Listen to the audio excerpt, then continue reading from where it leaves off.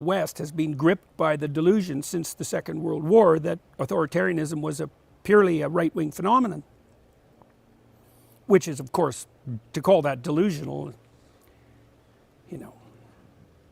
there was Stalin, there was Lenin, there was Mao, there was Pol Pot. I mean, how many goddamn examples do you need? So obviously there's left-wing authoritarianism, but the game on the left is that, well, that doesn't really exist, or that was a misapplication of a perfectly functional theory. I asked a friend of mine, a Jewish guy, why so many Jewish people in the Soviet Union were attracted to communism. And he said, because it offered the possibility of universal brotherhood.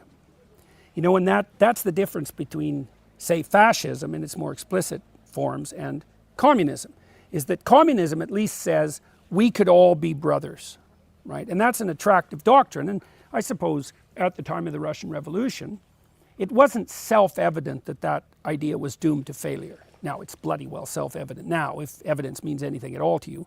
But there's that attraction in the communist doctrine of equality, which is sort of what we want in our families, and then universal brotherhood, which is a paradisal dream, I suppose.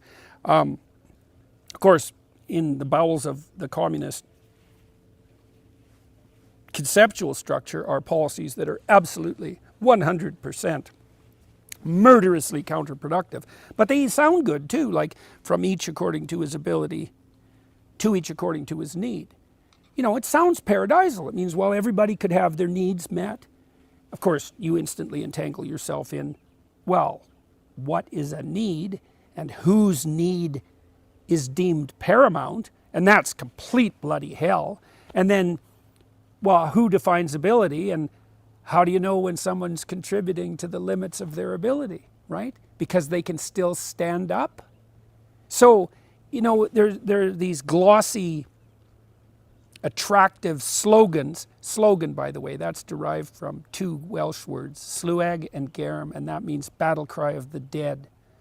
Right, so these slogans that appeal to people who know nothing, who are thoughtless, who are motivated to some degree by their compassion, in the case, let's say, of the useful idiots, and then motivated by the desire to use compassion as a camouflage by the more psychopathic types. But it sounds good, and the left can claim, well, it was a really good idea, and look at all the terrible things capitalism does, and capitalism does concentrate power and wealth in the hands of fewer and fewer people, which it does, but so does every other economic system ever invented or discovered, so it's not, attributable to capitalism.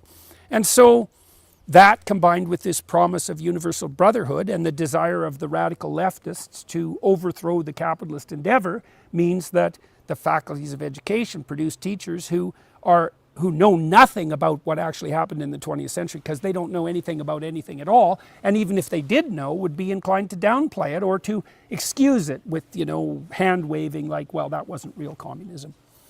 So let's focus, we've got the dissidents on one hand who are very, very rare in the system.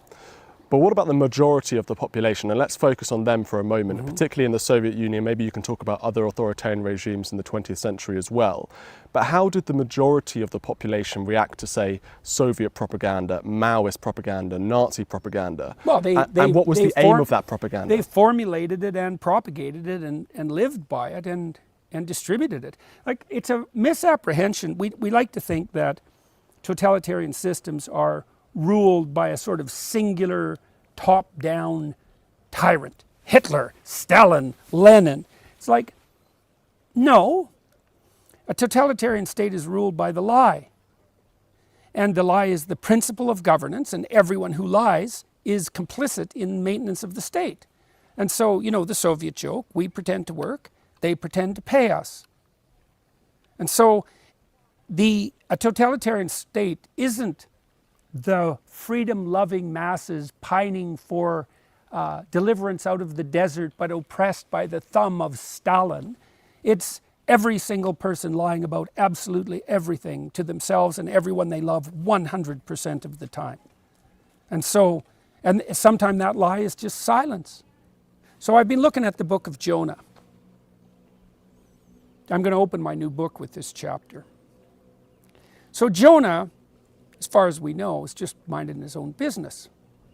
And then he hears a voice. It's the voice of conscience. because that's established by this time in the biblical corpus. It's the voice of conscience. And it says, you know that city Nineveh?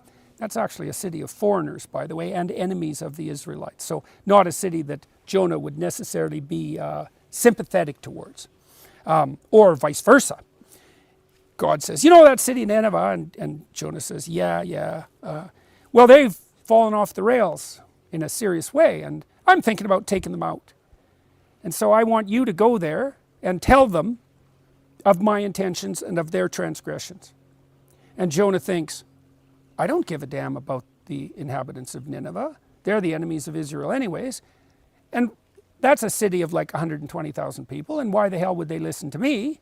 And if I go to Nineveh, well, that's going to be a very difficult voyage, and the probability of a dismal end for me is very, very high. And so how about no? So he jumps on a boat and goes in the opposite direction.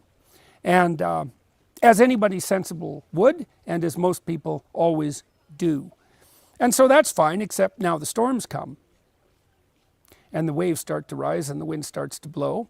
And the ship is in danger of capsizing. And so that's what happens when you hold your tongue when you've been told to say something. And so the sailors, who are a rather superstitious lot, think there must be someone on this boat who isn't in the good graces of the gods they serve. And so they start to go through the passenger list and ask everybody. And Jonah admits that he had a direct commandment which he broke, and that he's the guy to blame. And so the sailors have to throw him overboard. And they don't actually do this out of cruelty. They do this out of necessity. And so, well, so now Jonah has run away from his conscience, and he's put the ship in danger, and now he's drowning. And you think, well, that's pretty bad, because he's going to die.